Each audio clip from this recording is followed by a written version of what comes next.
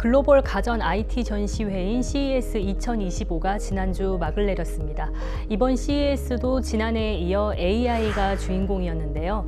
반도체와 로봇, 모빌리티 등 첨단 산업은 물론 사람들의 일상에도 AI가 깊숙이 스며든 모습을 볼 수 있었다는 평가입니다. 국내 경제와 산업별 이슈를 짚어보는 경제인 이슈.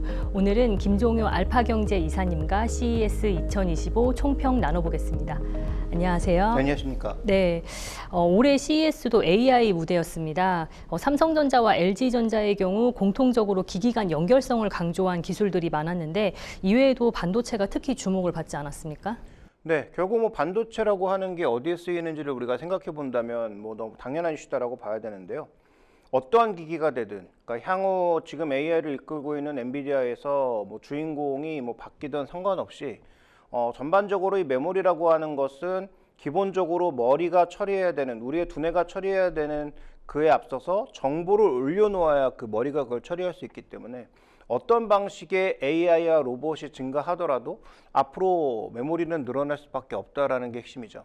근데 그건 이제 우리 입장에서 봤을 때 그렇고, 실제로 이번 CES에서는 그냥 젠슨왕에서 시작해서 젠슨왕으로 끝났다. 엔비디아도 아닙니다.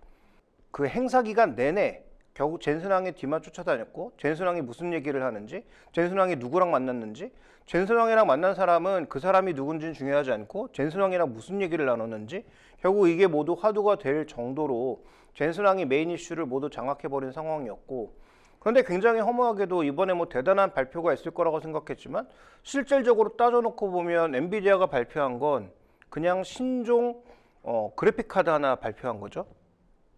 그 다음에 이번에 또 메모리가 화두가 되었던 이유가 뭐냐면 여기에 들어가는 그 그래픽 DDR이라고 하는 램이 있습니다. 이 램을 마이크론 거라고 젠슨왕이 잘못 얘기했다가 이거 가지고 또 엄청나게 화두가 됐죠. 그래서 그게 이제 그 마이크론만 들어갔다면 기존에 원래 제공했던 삼성전자하고 SK하이닉스는 제외된 거냐? 라고 물었고, 당연히 그와 관련된 사실을 뭐 알 리가 없는 뭐 젠슨왕은 뭐 여기에 대해서 반응을 하지 않다가 그 다음날 나와서 또 해명하고 이거 뭐 중요하지 않다. 원래 뭐 세 회사가 다 공급하는 거였고 뭐 삼성전자도 원래 공급하고 있던 거다. 이런 식으로 얘기를 얼버무렸는데 나중에 뭐 다른 사람들이 나와서 이 관련된 얘기를 뭐 얼버무리긴 했습니다만 결국 엔비디아의 어떻게 보면 그 가장 중요한 핵심 포인트는 결국은 자기들은 설계만 할 줄 알지 하드웨어에 대해서는 아무것도 모른다라는 것을 결국 방증하는 것이 아니었나, 뭐 이렇게도 생각해 볼 수 있을 것 같습니다. 예, 이번 CES에서 SK의 경우 최태원 회장을 비롯한 주요 계열사 CEO들이 대거 참석을 해서 이제 글로벌 기업들과 소통에 나서기도 했는데, 삼성전자의 경우는 좀 이런 부분이 다소 소극적이었다는 얘기도 나오거든요. 좀 어떤가요? 근데 저는 의도적이었다라고 좀 판단하고 있는데요. 네. 왜냐하면 삼성전자는 지금 CEO의 법적인 판단이 2월 달에 또 내려지잖아요. 4분기 실적의 부진도 부진이지만 제가 보기엔 CEO의 확실한 어떤 포지션 결정이 있기 이전까지는 삼성전자는 모든 사업과 모든 포지션의 변경 같은 것들이 굉장히 보수적일 수밖에 없다. 그래서 지금 뭐 한종희 부회장의 체제 아래에서 현상 유지 정도 혹은 바꾸더라도 외면적으로 크게 드러나지 않는 정도의 변화를 가져가고, 그 다음에 만약에 이번 2월 달에 어떤 선고에 의해서 확실하게 이재용 회장의 포지션이 결정이 되면 아마 그때부터 뭐 신규 투자라든지 각종 그 협력이라든지 이런 것들이 쏟아져 나올 가능성이 높다. 그것도 이제 비교적 포지션이 자유로워졌을 때 가능한 일이지만, 그래서 이번 2월 결정 이전까지 삼성전자의 본격적인 액션은 없을 가능성이 높다라고 보고 있습니다. 그 다음에 이번 CES도 보시면 아시겠지만 한국이 뭐 굉장히 예전처럼 화려하고 넓은 그런 포지션을 차지하는 건 맞는데, 예를 들어서 뭐 엔비디아라든지 이런 사람들을 사람들이 쫓아다니는 입장이에요. 그래서 무언가 설명하지 않아도 가서 답을 구하는 형태였다면 이번에 삼성전자와 LG전자는 뭐 나름 LG전자 쪽이 좀 더 화려했고 여러 가지 기술들을 보여줬다라고 볼 수가 있는데, 중요한 건 여기서 핵심에서 다 우리가 스스로 뭔가를 설명해 줘야 이해를 하는 그런 상황으로 갔다는 거죠. 그 다음에 지금 어차피 삼성전자가 지금처럼 쪼그라든 데는 삼성전자가 스스로 못해서이기 때문에 이건 결국 결자해제가 필요하다. 삼성전자가 스스로 HBM에서도 우리 엔비디아에 납품할 수 있다는 걸 보여줘야 되고, 그다음에 계속 적자를 크게 내고 있는 비메모리 사업부에서도 우리 일감도 잡아왔고 TSMC와 뭐 경쟁, 점유율 경쟁은 안 되지만 선단 공정 쪽에서는 어느 정도 경쟁력을 가져가고 있다는 것을 스스로 입증해내지 못하면 뭐 삼성전자의 의미 있는 행보는 당분간 기대하기 어렵다. 이렇게 봐야 될 것 같습니다. 예, 올해 중국 기업들의 추격도 만만치 않았다는 평가입니다. 실제 주요 국내 기업 CEO들이 직접 언급을 하기도 했는데 업계 평가는 어떤가요? 네, 일단 지금 현재 구간에서 중국은 경쟁자라고 봐야 됩니다. 이제 뭐 팔로워라고 보기에는 좀 어려운 상황이고 예전에 이제 우리나라가 패스트 팔로워에서 업력을 가장 크게 보여줬던 상황이라면 이제 중국도 동일한 패스트 팔로워로서 서로 경쟁하고 있는 거죠. 대표적으로 TV만 놓고 보더라도 지금 뭐 1위는 삼성전자지만 2위였던 LG전자는 밀리고 밀려서 지금 뭐 3, 4위권으로 이미 내려간 상황이에요. 그 다음에 지금 물론 삼성 TV, 그 다음에 뭐 LG TV, 중국 TV를 놓고 보면 우리나라 쪽이 압도적으로 화질이나 뭐 품질이 좋은 건 맞지만 가격이나 종합적으로 고려했을 때 과연 모든 걸 포기하고 삼성과 LG를 선택할 만한 글로벌 소비자들이 많이 있나? 이 부분도 이제는 좀 고민이 필요한 시점이고요. 그 다음에 이제 중국이 지금 앞서가고 있는 건 이쪽은 데이터 규제 이런 것들이 상대적으로 적어서일지 모르겠지만 AI하고 자율주행은 선도하고 있는 중이다. 이렇게 봐야 될 것 같습니다. 이거 그냥 선도 아닙니다. 압도적 차이로 선도하고 있습니다. 그래서 테슬라와 중국이 지금 적어도 AI와 자율주행 쪽은 선도하고 있다. 야, 말 같지 않은 소리 하지 마라. AI 쪽에서 뭐 중국이 뭘 하고 있냐라고 말씀하시는 분들이 있을 수 있겠습니다만 자연어 처리라든지 그 다음에 전반적인 AI의 여러 가지 로직이라든지 그 다음에 칩을 만드는 설계 기술이라든지 이게 지금 미국보다 떨어진다라고 생각하는 건 다시 한번 가서 조사해 보시기 바랍니다. 그 다음에 지금 양쪽에 나타나고 있는 데이터의 숫자 이 전체적으로 AI를 이루는 거 결국 빅데이터를 얼마나 잘 모아서 이걸 잘 처리하느냐가 관건인데 이 데이터의 양 자체가 중국어로 만들어내는 이 데이터의 양이 워낙 많다는 것이죠. 그래서 AI의 품질은 이미 한 재작년부터 중국과 미국이 앞서거니 뒤서거니 수준이었고 지금도 서로 큰 차이가 나지 않는다. 다만 이걸 구현하는 프로그램 쪽이라든지 이런 쪽은 뭐 챗GPT나 여러 가지 그 프로그램들을 통해서 약간은 서구 쪽에 앞서 있는 건 사실이지만 AI의 원천 기술과 데이터 측면에서 봤을 때 중국이 뒤처지고 있다는 건 아마 착각하고 계실 가능성이 높다. 이렇게 봐야 될 것 같고요.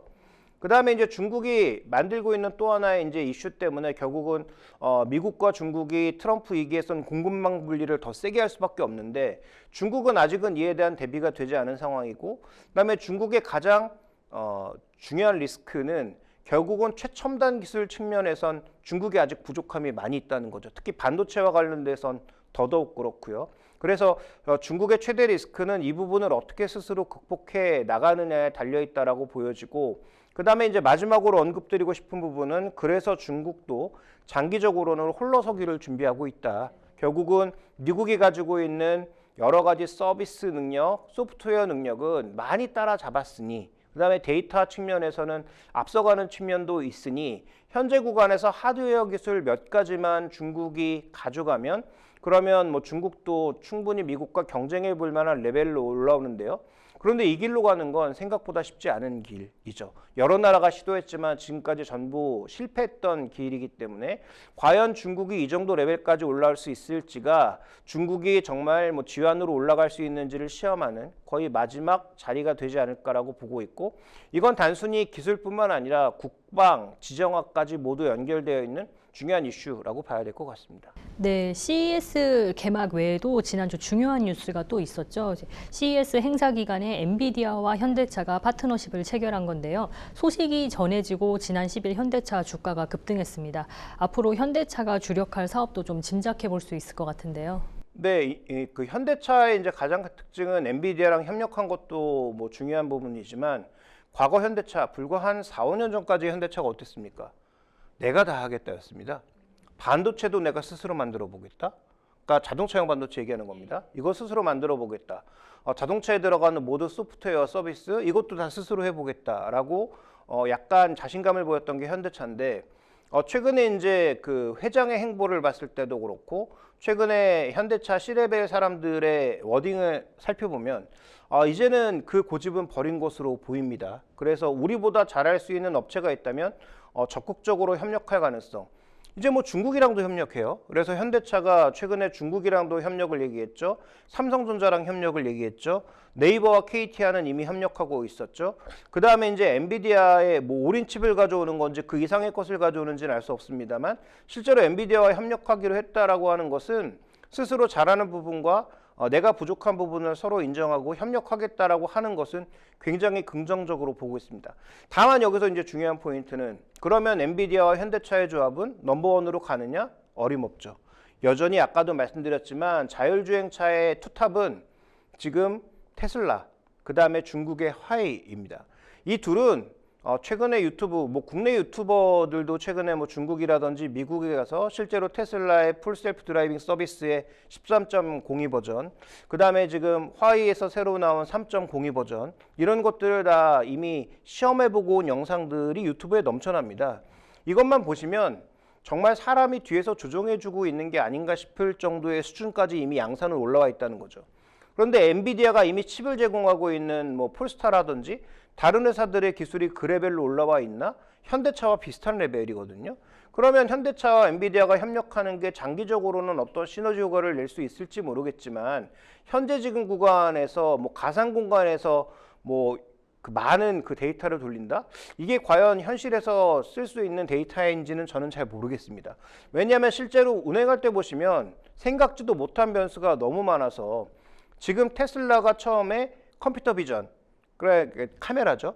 카메라하고 AI를 접목시켜서 자율주행을 한다고 했을 때 모두가 손가락질했죠. 그런 부족한 기술, 밤에도 보이지 않을 거고 비 오면 안 될 거고 눈 오면 안 될 거고 그런 기술이 무슨 기술이냐라고 손가락질했던 게 벌써 이 레벨에 와 있는데요.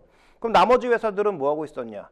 각종 센서를 모양이 뭐 좀 이상하더라도 못생겼더라도 엄청나게 덕지덕지 달아서 이 모든 것들을 HD맵과 연결을 해서 우리가 전체적인 로직을 만들면 아마도 자율주행이 완성될 거라고 했는데 그 회사들 지금 줄줄이 망해 나가고 있죠.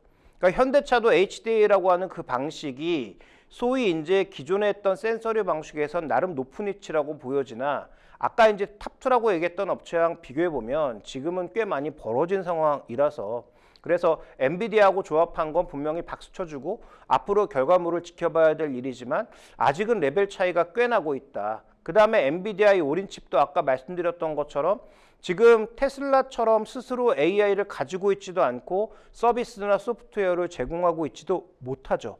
물론 AI의 쿠다라고 하는 큰 플랫폼이 있습니다만 이게 뭐 자율주행과 열려있는 그런 상황은 아니지 않겠습니까? 오히려 투자 관점에서 봤을 때 또 하나의 특징은 현대차에서 그동안 이거 누가 담당하고 있었죠? 현대오토에버가 담당하고 있었단 말이에요.